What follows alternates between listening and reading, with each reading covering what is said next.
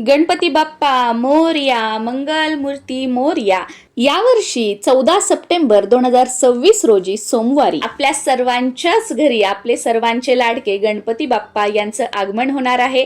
या दिवशी गणेशाची पार्थिव मूर्ती आणून त्याची स्थापना करायची असते आणि त्या मूर्तीमध्ये प्राणप्रतिष्ठा मंत्र म्हणून एका विशिष्ट पद्धतीने प्राण आणायचे असतात। या सर्व पूजा विधीसाठी सर्वांनाच गुरुजी उपलब्ध होतील असं नाही किंवा सर्वांनाच गुरुजींना बोलवून गणपतीची प्राणप्रतिष्ठा करून घेणं शक्य होईल असं नाही। त्यामुळे या व्हिडिओमध्ये मी तुमच्यासोबत घरच्या घरी जे साहित्य तुमच्याकडे उपलब्ध आहे त्यामध्ये गणपतीची प्राणप्रतिष्ठा कशी करायची आहे तेही कोणतेही संस्कृत मंत्र स्तोत्र न म्हणता अगदी मराठीमध्ये मंत्र बोलून स्थापना कशी करायची हे प्रत्यक्षपणे तुम्हाला दाखवणार आहे। त्याचबरोबर गणपती स्थापनेचा शुभ मुहूर्त, संपूर्ण साहित्य, त्याची लिस्ट, आचमन, संकल्प, नैवेद्य, आरती अशी सगळी माहिती शेअर करणार आहे। आणि संस्कृत मंत्र स्तोत्र हे सर्वांनाच म्हणता येतील असं नाही, बऱ्याच जणांना त्याचे उच्चार सुद्धा अवघड जातात, म्हणून प्रत्येक संस्कृत मंत्राचा मराठी अर्थ म्हणून या व्हिडिओमध्ये मी पूजा करून तुम्हाला दाखवणार आहे।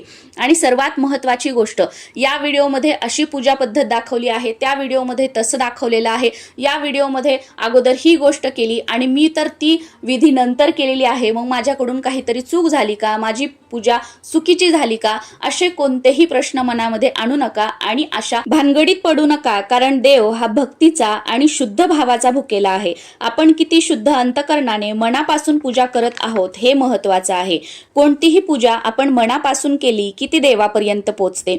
आणि सर्वात महत्त्वाचं, देव हा भक्तीचा विषय आहे, भीतीचा विषय नाहीये।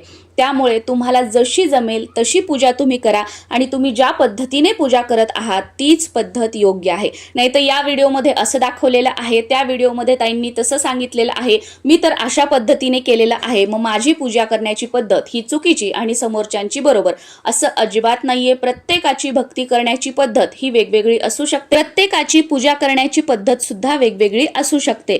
त्यामुळे ज्या पद्धतीने पूजा केल्यानंतर तुम्हाला घरात प्रसन्नता वाटते, तुमचं मन प्रसन्न होतं, त्यानुसारच तुम्ही पूजा करण्याचा प्रयत्न करा, म्हणजे ती भगवंतापर्यंत पोहोचेल।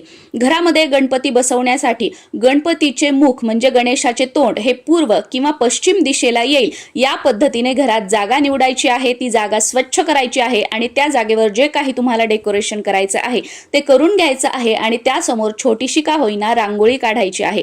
मुख्य दरवाजात रांगोळी काढायची, उंबरठ्याला हळदीचं लेपन करून घ्यायचं, मुख्य दरवाजाला आंब्याच्या पानांचं किंवा अशोकाच्या पानांचं तोरण लावायचं आहे आणि मुख्य दरवाजावर एक कुंकवाने किंवा हळदीने स्वास्तिक काढायचं आहे आणि देवपूजा झाल्यानंतरच गणपतीची स्थापना करायची आहे। नाहीतर देव पारुशे आणि गणपतीची स्थापना करतोय हे पूर्णपणे चुकीचं आहे। पंचांगानुसार चतुर्थी तिथी ही 14 सप्टेंबर रोजी सकाळी 7:06 सुरू होईल आणि 15 सप्टेंबर रोजी सकाळी 7:44 संपेल। उदय तिथीनुसार 14 सप्टेंबर रोजीच आपल्याला गणपतीची स्थापना करायची आहे। या दिवशी हरितालिका पूजा आणि गणपतीची स्थापना ही दोन्ही व्रत एकत्रच आलेली आहेत। हरतालिका पूजेचा शुभ मुहूर्त मी तुमच्यासोबत ऑलरेडी शेअर केलेला आहे, तो व्हिडिओ तुम्ही बघू शकता। आणि हरतालिकेची पूजा झाल्यानंतर आपल्याला गणपतीची स्थापना करायची आहे। आता हरतालिकेची पूजा कधी उचलायची, हरतालिकेचा उपवास कसा सोडायचा, तो व्हिडिओ सुद्धा आपल्या चॅनलवर अपलोड झालेला आहे। यंदा गणपती स्थापनेसाठी 2 तास 28 मिनिटांचा शुभ मुहूर्त आहे, तो म्हणजे 14 सप्टेंबर रोजी सकाळी 11:02 ते दुपारी 1:31 पर्यंत। घरामध्ये जिथे तुम्ही गणपतीची स्थापना करणार आहात, जिथे डेकोरेशन केलेलं आहे तिथे एखादा चौरंग किंवा पाट ठेवायचा आहे, त्यावर लाल वस्त्र अंथरून घ्यायचं आहे, त्यावर तांदुळाने एखादं स्वास्तिक काढून घ्यायचं किंवा तांदुळाची रास टाकायची आहे आणि त्यावर त्या स्वास्तिकावर किंवा त्या तांदुळाच्या राशीवर आवर्जून हळद कुंकू अर्पण करायचं आहे। आता आपण गणपती स्थापनेसाठी लागणारं साहित्य बघूया। या साहित्यापैकी काही वस्तू तुमच्याकडे नसतील तरी सुद्धा चालेल, जे आपल्याकडे साहित्य आहे त्यामध्येच आपल्याला पूजन करायचं आहे। सर्वप्रथम आपल्याला 5 खारीक लागणार आहेत, 5 हळकुंड लागणार आहेत, 5 1 रुपयाची नाणी लागणार आहेत, 5 सुपारी, 5 बदाम, कलशात टाकण्यासाठी 1 रुपयाचं नाणं, सुपारी, हळद कुंकू हे घ्यायचं आहे, हे ओलं करून घ्यायचं आहे। वस्त्रमाळी रंगवण्यासाठी, दरवाजामध्ये कुंकवाने किंवा हळदीने स्वास्तिक काढण्यासाठी, याचबरोबर बरीचशी नागवेलीची म्हणजे खाऊची पानं घ्यायची आहेत जी सडलेली वगैरे नसावीत। तांदूळ घ्यायचे आहेत, तांदूळाची रास टाकण्यासाठी किंवा स्वास्तिक काढण्यासाठी. 2 वस्त्रमाळी घ्यायच्या आहेत, ज्याला कापसाचे वस्त्र म्हणून सुद्धा बरेच जण ओळखतात, आणि ह्या रंगवून घ्यायच्या आहेत. 2 अगरबत्ती घ्यायची आहे, धूप घ्यायचे आहेत, 2 उभ्या लांब वाती घ्यायच्या आहेत, त्या एकत्र करून घ्यायच्या आणि तेलाच्या दिव्यामध्ये आपल्याला लावायच्या आहेत. याचबरोबर कापूर घ्यायचा आहे, 2 फुलवाती घ्यायच्या आहेत तुपाच्या दिव्यासाठी, आणि 1 जानवं घ्यायचं आहे. त्याचबरोबर काड्याची डब्बी लागणार आहे, आणि 2 छोटे छोटे कापसाचे तुकडे घ्यायचे आहेत, 1 हळदीमध्ये रंगवून आणि 1 कुंकवामध्ये रंगवून ते वस्त्र म्हणून गणपतीच्या डोक्यावर ठेवायचं आहे. तेलाच्या दिव्यासाठी तेल, तुपाच्या दिव्यासाठी तूप, हात स्वच्छ करण्यासाठी हळदी कुंकवाचे हात पुसण्यासाठी 1 वस्त्र घ्यायचं आहे, आणि देव स्वच्छ करण्यासाठी सुद्धा 1 वस्त्र घ्यायचं आहे, सुपारी वगैरे पुसण्यासाठी. तेलाच्या दिव्यासाठी दिवा घ्यायचा आहे, आणि सर्व तांब्या पितळेची जी भांडी आहेत ती स्वच्छ करून घ्यायची आहेत, नाही तर पाण्याचे डाग वगैरे पडलेली घ्यायची नाहीये. 1 तुपाचा दिवा लावण्यासाठी निरांजन घ्यायचं आहे, आणि दोन्ही दिव्यांना आसन देण्यासाठी छोट्या छोट्या प्लेट तुमच्याकडे असतील तर त्या घ्यायच्या आहेत. गणपतीला नैवेद्य दाखवण्यासाठी सुपारी, गणपतीला नैवेद्य दाखवण्यासाठी गुळ खोबरं, त्यासोबतच वाटी, पंचामृत किंवा दूध अभिषेकासाठी पेला, पळी व त्यामध्ये पाणी, अगरबत्ती लावण्यासाठी स्टँड, घंटी, आणि धूप लावण्यासाठी किंवा कापूर आरती करण्यासाठी 1 स्टँड घ्यायचा आहे, आणि गणपती बाप्पांना नैवेद्य दाखवल्यानंतर पाणी ठेवण्यासाठी 1 छोटासा गडू घ्यायचा. नैवेद्यासाठी मोदक आवर्जून घ्यायचे आहेत, लाडू तुम्हाला शक्य असतील तर लाडू सुद्धा घ्यायचे आहेत. कलश मांडण्यासाठी 1 तांब्याचा तांब्या, त्यामध्ये पाणी घ्यायचं आहे. लाल वस्त्र चौरंगावर किंवा पाटावर अंथरण्यासाठी, 1 नारळ कलशावर ठेवण्यासाठी, ताम्हण अभिषेक करण्यासाठी, फुलं घ्यायची आहेत, आणि समोर ठेवण्यासाठी फळं घ्यायची आहेत. फळं तुम्ही 5 प्रकारची वेगवेगळी घेऊ शकता, कोणतंही 1 फळ 5 प्रकारचं सुद्धा तुम्ही घेऊ शकता. सर्वप्रथम कलश मांडणीसाठी जो आपण तांब्या घेणार आहोत त्यावर ओल्या कुंकवाने स्वास्तिक काढून घ्यायचं आहे, आणि उभ्या 5 रेषा सुद्धा खालून वरती ओढून घ्यायच्या आहेत. सुरुवातीला मी तुम्हाला हळद कुंकू दाखवलं होतं बघा, तर ते ओलं करून घेतलेलं त्याच कुंकवाने आपण उभ्या 5 रेषा आणि स्वास्तिक या कलशावर काढून घेणार आहोत. 99% लोक संपूर्ण पूजाविधी व्यवस्थित करतात, पण ही एक चूक नकळतपणे करतात, ती म्हणजे जो आपण तेलाचा दिवा लावणार आहोत त्या तेलाच्या दिव्यानेच देवांना ओवाळतात. पण असं कधीही करायचं नसतं. तेलाच्या दिव्याने मनुष्याला ओवाळायचं असतं, आणि तुपाच्या निरांजनाने देवाला ओवाळायचं असतं. त्यामुळे 1 तेलाचा दिवा आणि त्यासोबतच 1 तुपाचा दिवा सुद्धा या पूजेमध्ये आवर्जून लावायचा आहे, आणि ओवाळताना तुपाच्या निरांजनाने ओवाळायचं आहे.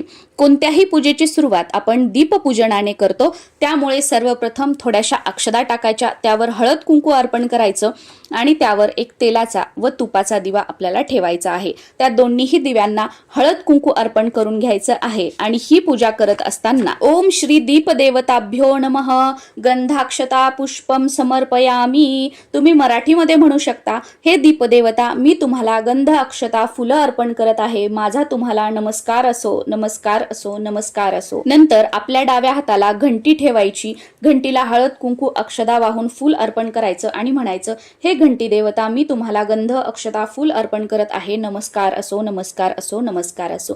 त्यानंतर आपल्याला आचमन करायचं आहे. आपल्या डाव्या हाताने उजव्या हातावर पळीने पाणी घ्यायचं आहे, आणि ते पहिल्या वेळेस प्यायचं आहे, आणि म्हणायचं आहे ओम केशवाय नमः. दुसऱ्या वेळेस सेम पाणी घ्यायचं, प्यायचं, आणि म्हणायचं ओम नारायणाय नमः.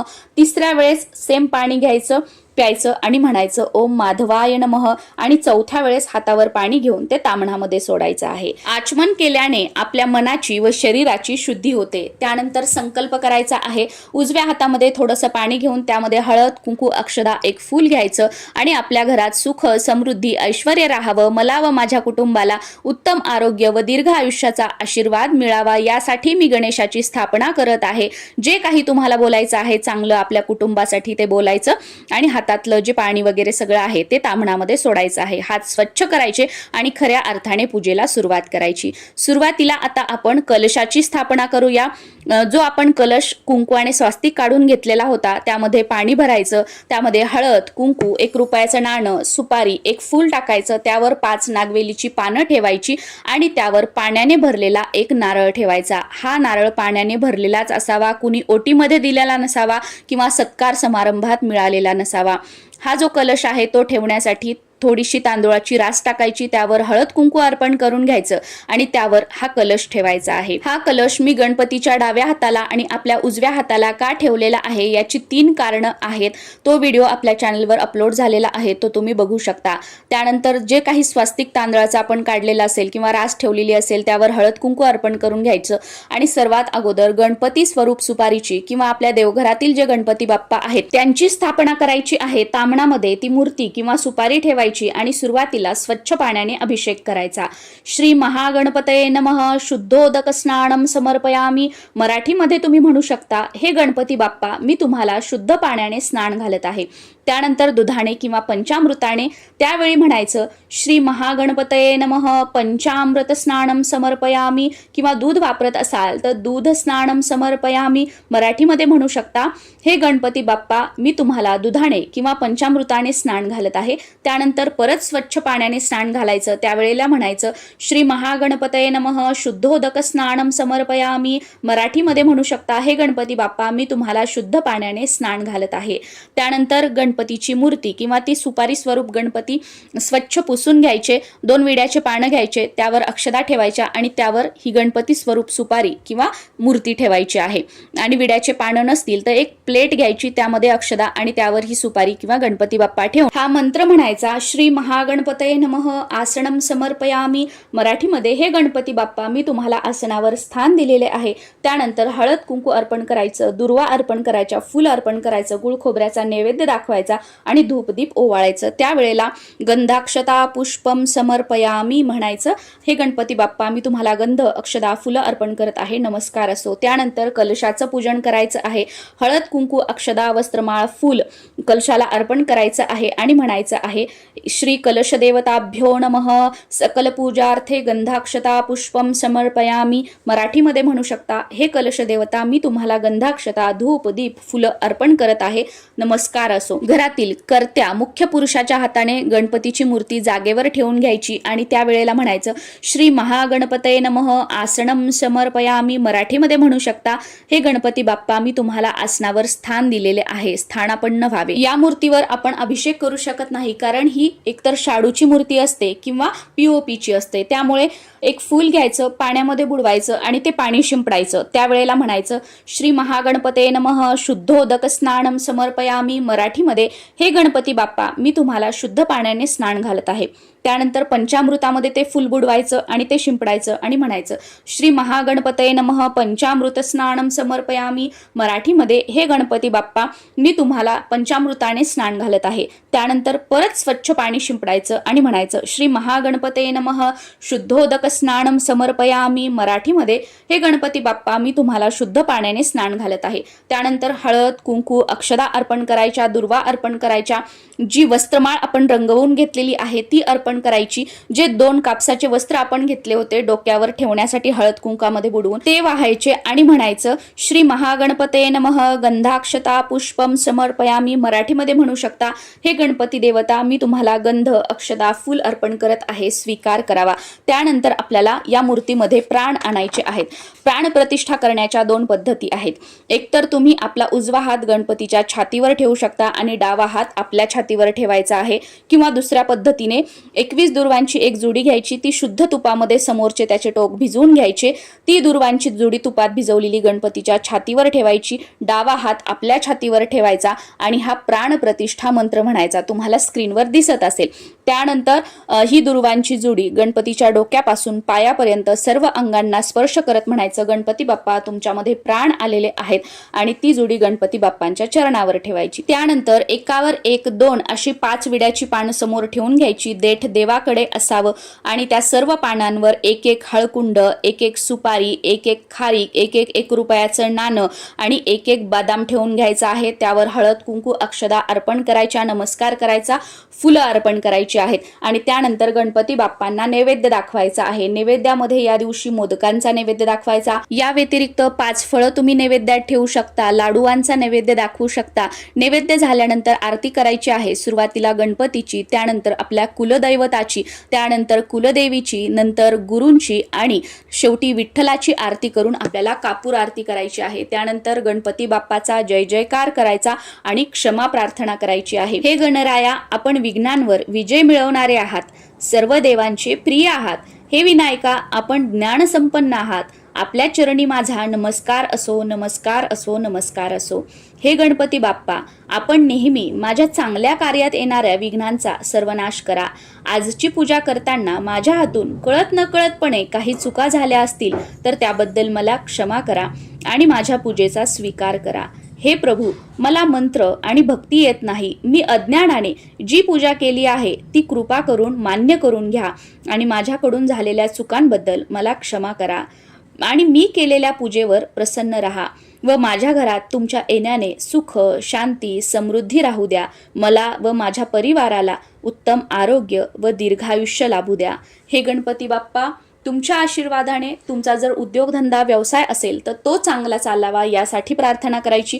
तुमच्या घरामध्ये नोकरी करणारी मंडळी असतील तर त्यामध्ये त्यांची प्रगती व्हावी अशी प्रार्थना करायची आणि शेवटी माझं घर कायम धनधान्यानं भरलेलं राहू द्या अशी विनंती करायची.